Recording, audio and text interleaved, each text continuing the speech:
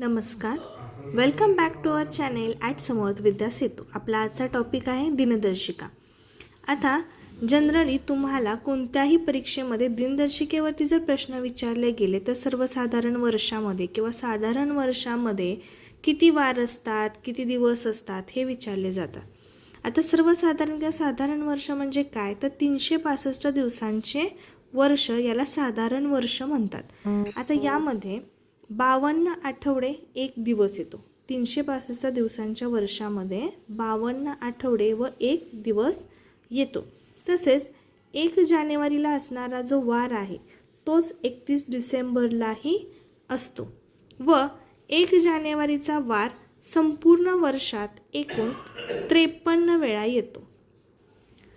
या वर्षात 31 दिवसांचे एकूण 7 महिने आहेत. आता हे 7 महिने कोणते हे लक्षात ठेवण्यासाठी हे वाक्य लक्षात ठेवा. जागा माणूस मेहनती जुळवून ऑटो ऑफिस डिझाईन करतो.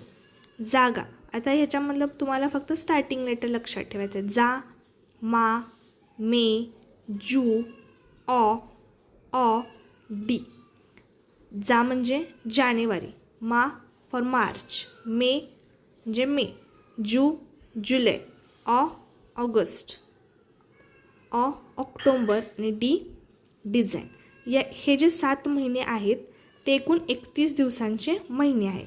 आता यामध्ये महत्त्वाचे काही मुद्दे जसे की या 31 दिवसांच्या महिन्यामध्ये 1, 2 व 3 याच तारखेचे वार एकूण 5 वेळा येतात. पुढील महिन्याच्या या तारखेचा वार 3 दिवसांनी पुढे जातो. म्हणजे नक्की काय? उदाहरणार्थ 1 जानेवारीला जर सोमवार असेल, 1 जानेवारीला जर सोमवार असेल तर 1 फेब्रुवारीला गुरुवार असेल. म्हणजे त्याच तारखेचा वार पुढील महिन्यात 3 दिवसाने पुढे जातो.